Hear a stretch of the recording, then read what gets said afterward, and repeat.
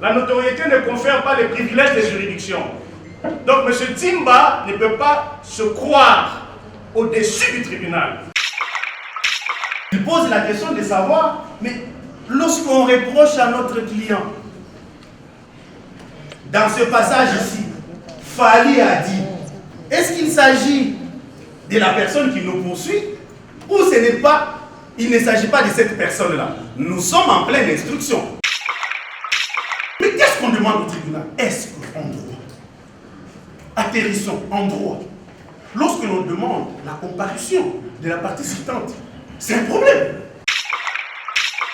Du débat de l'affaire qui ne nous concerne pas, mais parce qu'on l'a évoqué, pour justifier sa prise de parole, visiblement et de manière tout à fait essentielle, c'est que la partie, alors qu'elle a été adresse devant le juge pénal par citation directe, le mot de signification a été par la poste, mais à son adresse professionnelle.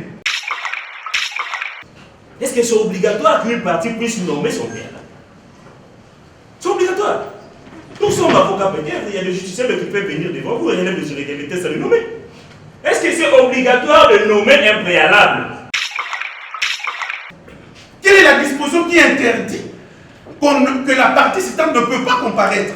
J'ai bien aimé, le confrère a bien dit, la loi oblige, dans certaines circonstances, notamment celles qui se rapportent à des infractions de plus de 2 ans, il doit comparaître.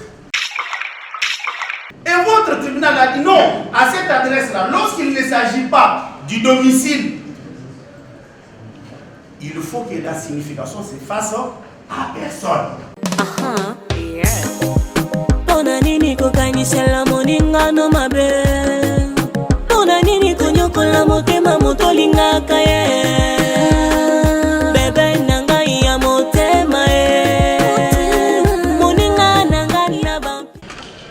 À l'intéressé. Donc, pour ce motif-là, nous sollicitons de votre saisie à l'égard de la deuxième cité. D'autant plus que, parce qu'on lui déposer la citation directe, c'est une tentative de fraude.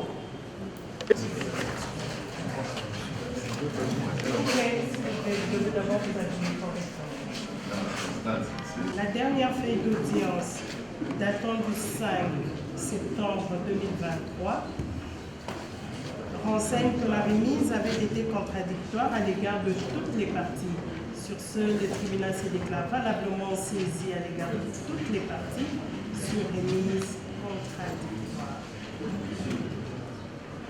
Aujourd'hui, parce que notre débat de la fois passée a connu un règlement, et c'est dans l'intérêt et de la science et du droit, même de droit.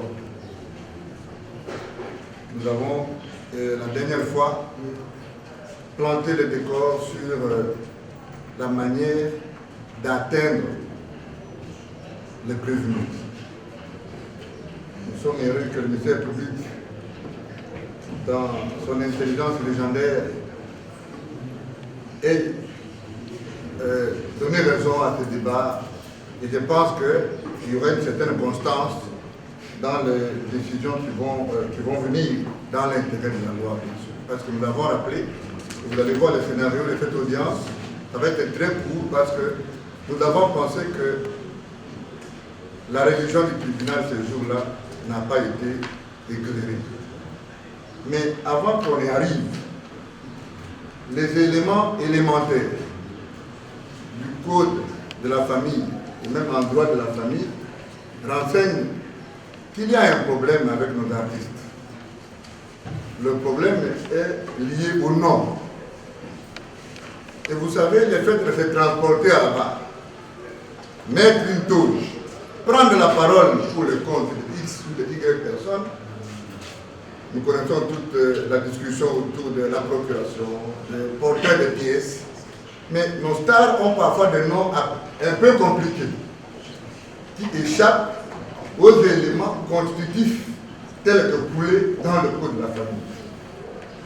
Alors nous voulons dire, pour nous rassurer qu'il s'agit effectivement d'une personne certaine, viable, qui a trouvé préjudice dans le comportement de notre client ici au GCI, qui collabore de façon légendaire avec la justice, nous voulions exiger la comparution personnelle de M. Ntimba, parce que même dans les actes qui sont au dossier, tantôt il s'agit de Fali Poupa, tantôt il s'agit de Ntimba Fali Poupa, et ce n'est pas à ce niveau. Et je n'entends pas faire un débat avec des confrères dont je connais la facture intellectuelle à gauche sur cette question d'identité. Et donc, quand vous regardez une danse, je vais juste lire. Maître, nous aimerions. Qui viennent de se faire devant votre dossier pénal. Dans des termes clairs et simples, nous sollicitons la comparution personnelle de la partie civile. Parce que le tribunal, les avocats ainsi que toutes les parties devant cette instance. Mettre à l'intention du greffier le nom. D'abord, du code de la famille,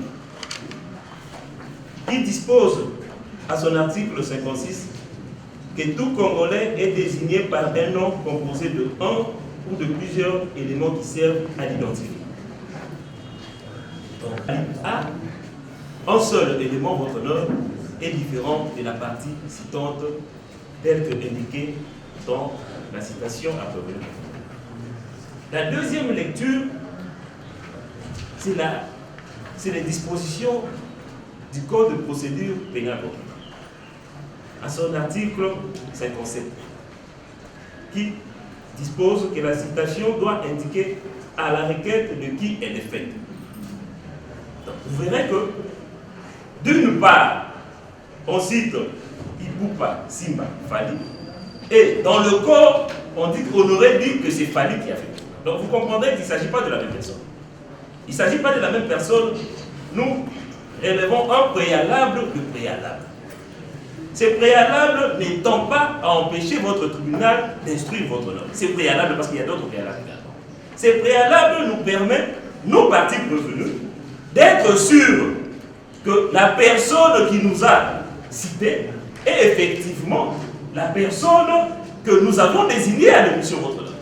Donc c'est un préalable de préalable que votre tribunal puisse d'abord nous répondre sur cette question. Et évidemment, votre nom, nous pourrons acheminer notre façon de voir les choses pour élever également notre préalable que nous avons dit. À la base, c'est tout ce que la crème du barreau du Congo nous présente. Ce n'est plus utile de dire que c'est ridicule. Le dernier intervenant qui parle du nom, lorsque le greffier, à la demande de votre tribunal, veut connaître son nom, il dit c'est Maître Christian. Il s'agit de Maître Christian Kambouzé. Est-ce que nous devons émettre un doute là-dessus? Qu'il ne s'agit plus de Maître Christian Kambouzé qui a fait acter sa comparution avant. Il a dit tout à l'heure, Maître Christian. Tout simplement. C'est ridicule. Mais derrière c'est ridicule, nous sommes heureux. Parce que nous avons entamé avec les prévenus l'instruction de la cause. Maître Kambouzé et Christian a même pénétré le contenu de la citation directe. Il pose la question de savoir, mais lorsqu'on reproche à notre client, dans ce passage ici, Fali a dit, est-ce qu'il s'agit de la personne qui nous poursuit ou ce n'est pas, il ne s'agit pas de cette personne-là? Nous sommes en pleine instruction. Parce que l'instruction, en réalité, c'est la partie du débat pénal qui permet aux parties de pouvoir porter à la connaissance du tribunal les faits pour lesquels le tribunal a été saisi. Qui permet à la partie prévenue de poser, s'il est chef, des questions de précision. Ce n'est que pendant la partie qu'on appelle instruction. Nous allons aller dans l'instruction et en réalité, après notre intervention, vous devez permettre au ministère public de lire le contenu de la citation directe. Parce que le prévenu est dans la citation directe. Après, un intervenant a dit qu'il a lu 117 constitutions étrangères. Il a lu toutes ces constitutions, mais il s'est empêché de lire le code de procédure pénale. Alors que son client est entré, conformément au code de procédure pénale congolais, il est allé lire toutes les constitutions de tous les autres pays, sauf lire le code de procédure pénale qui peut lui permettre de défendre son client. 117 constitutions ont dit. Et qu'est-ce que le contenu ou l'intelligence que vous avez tirée de la lecture des 117 constitutions aide à l'instruction de la cause qui est appelée maintenant là devant votre juridiction. Bon, après, mais nous savons déjà en fait que le confrère a soutenu une thèse. Ce n'est plus utile de nous rappeler que vous avez lu. Parce que pour soutenir la thèse, vous avez lu certainement des textes. C'est peut-être à l'intention des journalistes. Parce qu'eux peut-être ne sont pas encore informés. Mais nous le savons. Alors, on nous a ramené dans un débat, et je n'en dirai pas beaucoup à ce sujet, parce que ce débat est clos, de l'audience passée, de comment votre tribunal s'était déclaré saisi et qu'aujourd'hui, il y aurait les virements juste placés. Vous savez, quand vous êtes dans la salle, évitez à la fois de suivre le juge, de parler à votre client et d'être dans votre téléphone. Parce qu'il y a des éléments essentiels du débat qui vont vous échapper. Le cas qui a donné lieu à la décision de votre instruction, apprise tout à l'heure, n'a rien à voir avec le mode de saisie et la manière dont vous êtes déclaré saisi il y a 2 semaines dans cette même salle. Aujourd'hui, pour peu que j'aie retenu quelque chose du débat de l'affaire qui ne nous concerne pas, mais parce qu'on l'a évoqué, pour justifier sa prise de parole, visiblement et de manière tout à fait essentielle, c'est que la partie, alors qu'elle a été adressée devant le juge pénal par citation directe, le mode de signification a été par la poste, mais à son adresse professionnelle. Et votre tribunal a dit non, à cette adresse-là, lorsqu'il ne s'agit pas du domicile, il faut que la signification se fasse à personne. Oui, ça c'est du droit. Mais dans l'affaire, la nôtre ici, il ne s'est jamais agi d'une notification à l'adresse professionnelle. D'ailleurs, ça nous avait été suggéré par un des conseils de M. Sey. Nous avons dit non, nous voulons rester dans les codes de procédure pénale, nous ne voudrons pas aller dans les 117 constitutions, parce que ça, c'est les résultats de la lecture des 117 constitutions. D'autres pays. Il est bon journaliste. Un bon avocat aussi, quand il se rend compte que son client a tort, un bon avocat, pas un avocat, un bon avocat revient voir son client et lui dit, écoute, là, ça ne va pas. Va plaider coupable, je vais trouver des circonstances atténuantes pour essayer de convaincre le tribunal d'être clément à votre égard.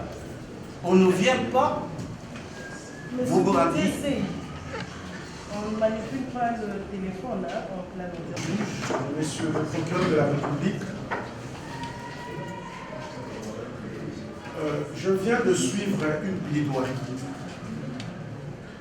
Je réalise immédiatement que j'avais affaire à des avocats passionnés, à une partie qui est passionnée.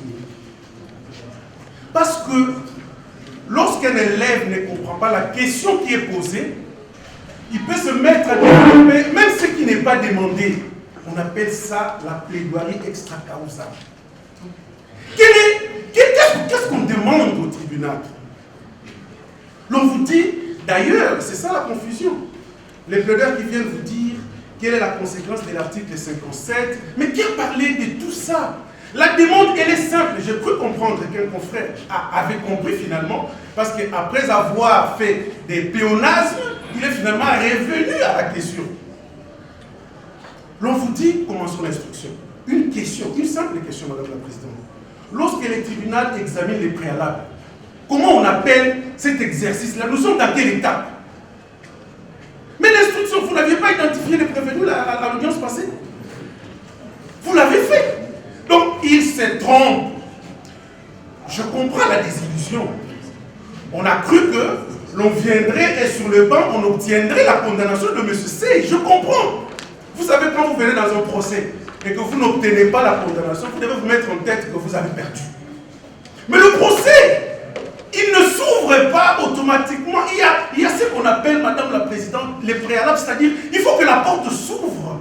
Quand vous faites mal les choses ou que vous n'avez pas suivi les règles de procédure, rassurez-vous votre procès. Ou les fonds de votre affaire ne connaîtra jamais d'issue. Parce que la partie défenderesse pourra user de tous les moyens de droit que la loi met à sa disposition pour se défendre. Et cette défense, elle passe d'abord par la forme.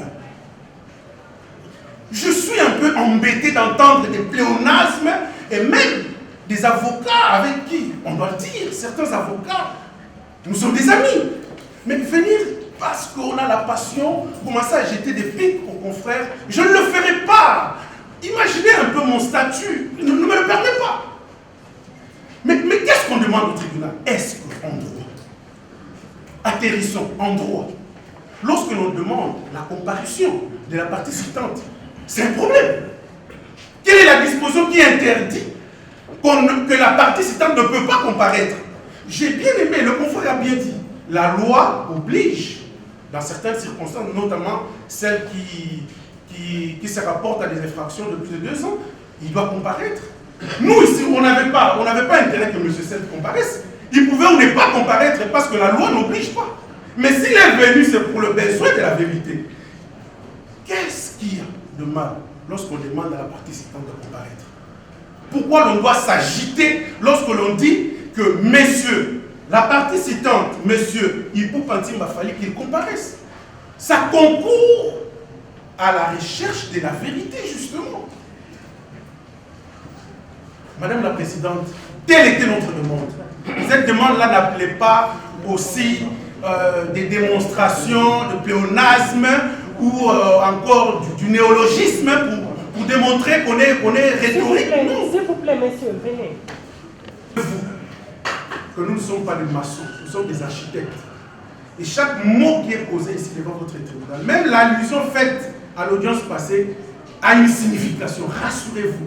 Nous ne construisons pas une maison comme un maçon en mettant le briques, mais ça veut dire qu'il y a une architecture procédurale qui est bien mise en place. À l'audience de ce jour, et par cette demande, qui du reste n'offusque pas la partie adverse, nous disons que le tribunal ordonne la convocation ou la comparution de la partie citante pour la recherche de la vérité.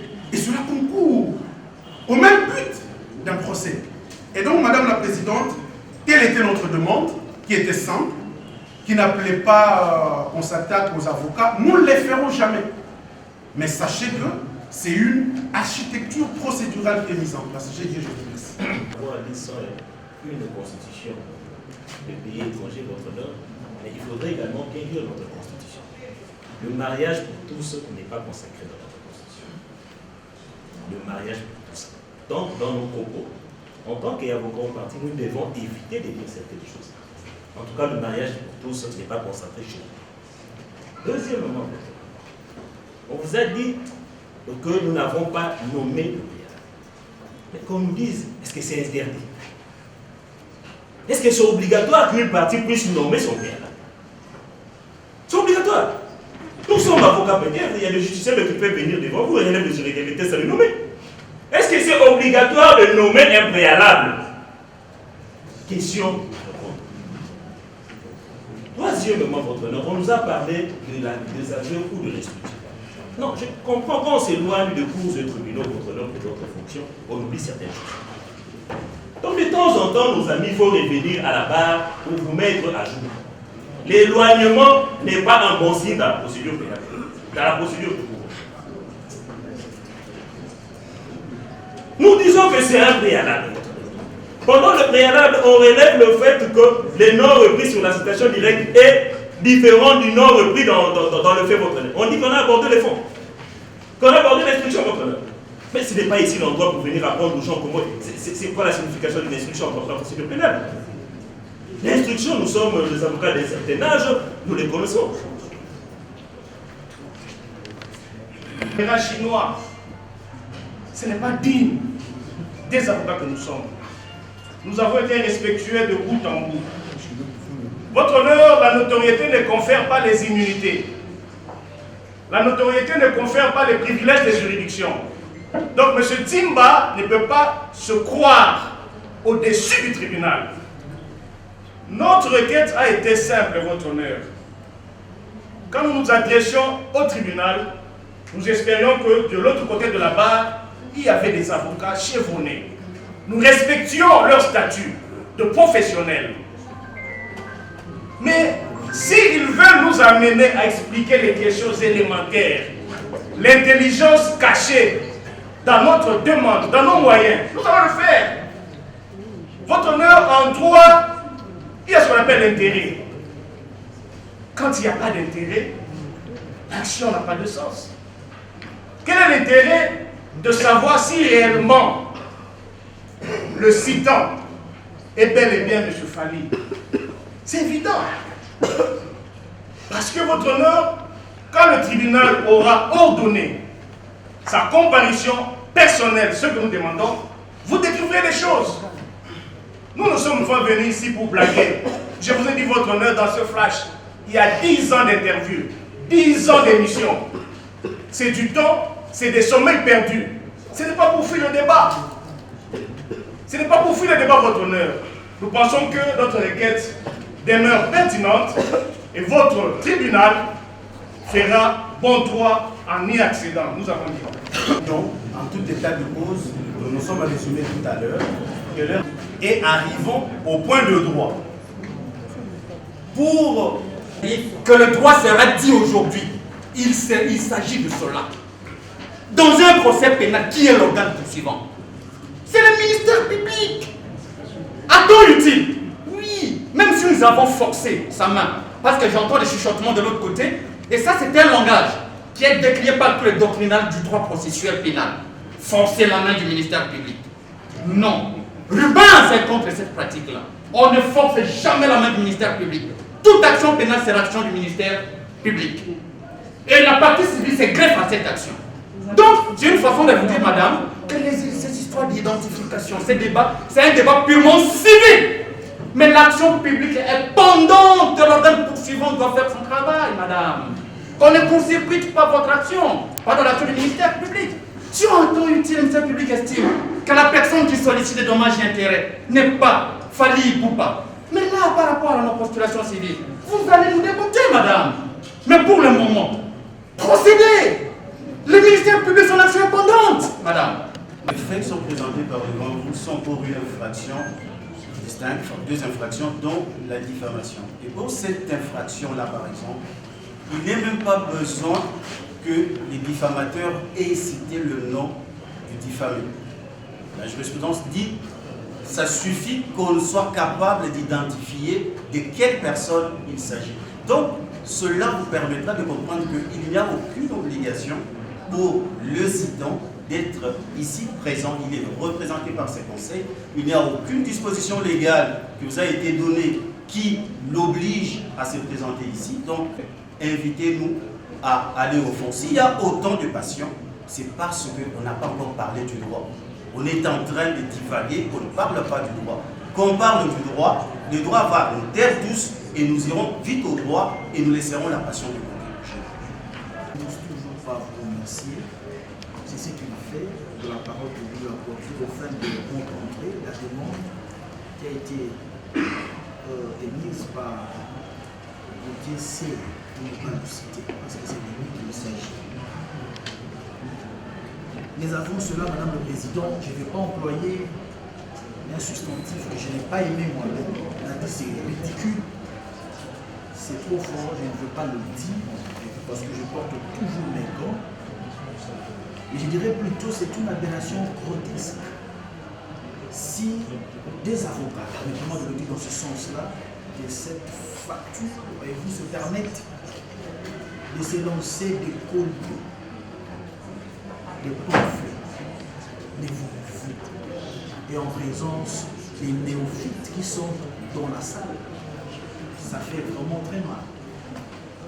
Et qu'on ne nous pousse pas à faire ce qu'on n'a pas envie de faire, l'occasion faisant de l'âme, on ne nous pousse pas vraiment Et nous voulons que les choses se fassent correctement pour éviter les désagréments. Revenons à la demande de Gauthier Séo. Qu'est-ce qu'il dit? Il dit: je sollicite la comparution personnelle de la partie citante. Pourquoi? Parce que je voudrais savoir qui est-elle exactement. Je parle de la partie citante. Tantôt on dit qu'il est né à telle date, tantôt à l'autre date. Est-elle une personne qui est vivante? Je ne dis pas fiable. Vivante? Est-ce qu'elle existe? Je veux avoir de la certitude sur cette personne qui m'a attrait devant vous. Au-delà de ça, Gauthier Séo vous dit ceci: en effet, dans l'exploit qui saisit la juridiction du jugement, je pense que c'est celui-ci, le premier paragraphe parle de l'époux Pantsimba Fali, mais dans le corps, on parlerait d'une autre personne. Donc, qui m'a attrait de vous? Je voudrais le savoir. Allusion a été faite à une des dispositions du code de la famille que je n'ai pas bien noté, et aussi au prescrit de l'article 57 du décret du 6 1959 portant code de procédure pénale. Et il a poursuivi en disant: je voudrais le savoir, parce que actuellement il est plusieurs Fali. Il y a même petit Fali qui jouerait, voyez-vous, quelque part la musique. Est-ce que c'est ces Fali-là, ou bien c'est un autre Fali qui m'a attrait de vous? Réagissons à cela. Notre ami, la partie citante, succinctement déclare aussi ça. Si là il a commencé par parler de ridicule, moi je ne veux pas employer ces mots, c'est fort, il faut éviter cela. Il dit que, est-ce que la demande de la partie citée a une base légale? Si Poupa ne comparait pas, quelle est la conséquence? D'ailleurs, par rapport à ce moyen, quelle est sa conséquence? Comment peut-on nommer cela? Et ensuite, quelle est la conséquence de ce moyen? C'est succinctement, j'ai aimé, c'est là où je dis que normalement, ce débat n'aurait pas sa raison d'être du fait que Fali Poupa lui-même a dit ceci. Il dit: procéder à l'instruction. Et s'il arrive que la présence de Fali Poupa, ma présence, parce que c'est lui qui parle particulièrement de ses conseils, s'il arrive que ma présence est impérieuse, vous allez apprécier. Ça dit tout. Et je ne sais pas pourquoi doit-on ergoter longuement autour d'une demande de la comparution. On a fait presque 1 heure du temps juste pour ça, alors que Poupa lui-même a déjà réagi. Et un autre, lui-même, dans un autre volet, Fali Poupa vous dit: vous pouvez, relativement au principe de l'article 26 du Code de procédure civile, joindre, parce que même nous ne comprenons pas, est-ce un moyen, une demande, mais que vous joignez cela. Allusion a été faite. Voilà. Après cela, il y a eu des jeux de répliques et de dupliques, je dirais mieux de comités, de pamphlets, qui n'ont pas changé le fond de la demande, la vie du pardon.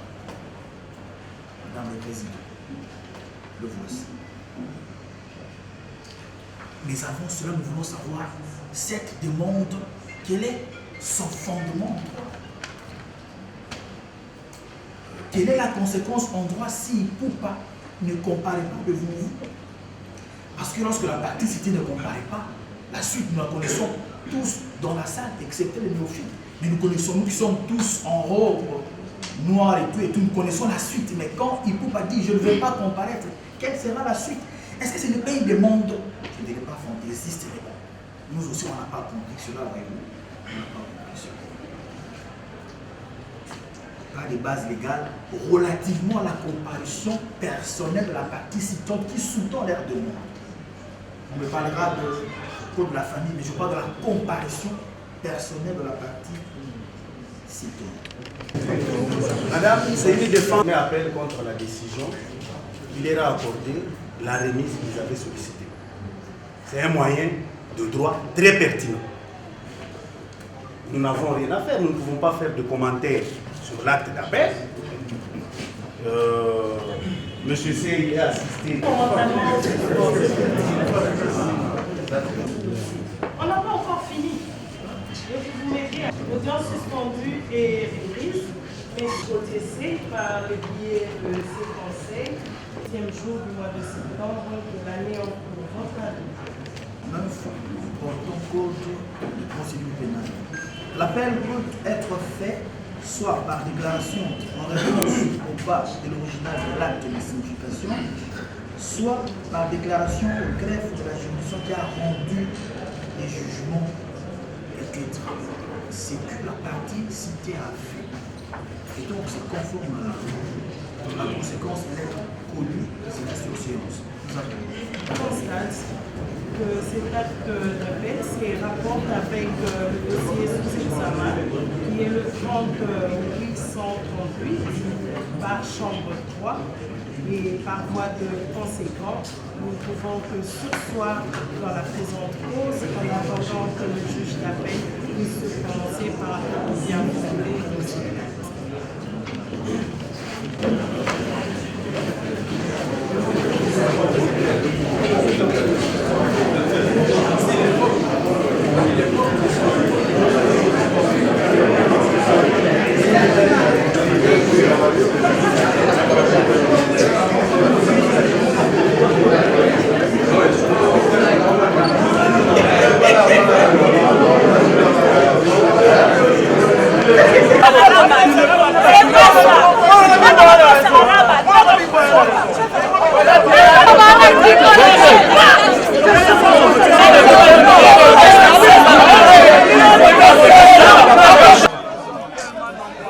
Nous disons ceci. Il y a le principe de l'égalité de tous devant la loi. Et nous l'avons dit, la renommée ne fait pas de vous un privilégié des juridictions. Elle ne vous confère pas non plus les immunités. Là, le conseil de M. Gauthier a exigé la comparution personnelle de M. Ntimba pour des raisons évidentes et les conséquences de droit seront tirées. Malheureusement, la composition n'a pas suivi cette demande-là. Vous avez été là, vous avez suivi une audience qui nous a précédés. Les moyens que nous avions soulevés devant la même composition ont amené le tribunal à donner droit à la demande, alors que M. Gauthier avait soulevé les mêmes moyens et le même tribunal, la même composition, l'avait rejeté. Le droit, le procès pénal est un combat. Pour arriver au fond, il faut d'abord rencontrer les préalables de forme.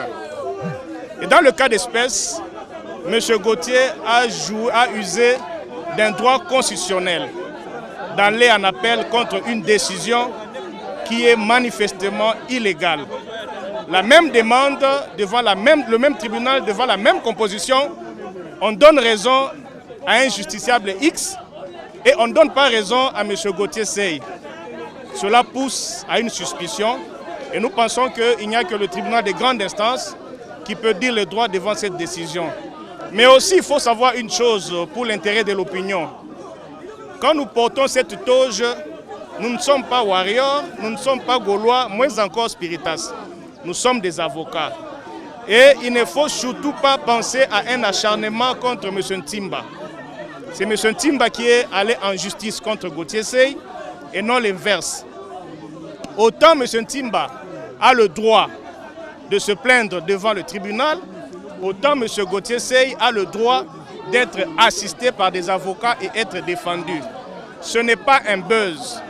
Nous ne sommes pas venus blaguer. J'ai dit tantôt, dans ce flash disque, il y a 10 ans, une compilation de 10 ans d'interviews de M. Ntimba.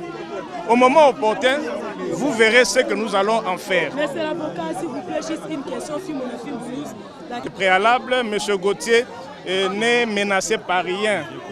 Donc il vient, vous avez suivi à 2 reprises, il est venu personnellement parce qu'il a assumé et il continue à assumer ce qu'il a dit. M. Gauthier Seye nous avons dit qu'il a dit... Il y a ce que M. Gauthier Seye a dit et ce que l'opinion a compris.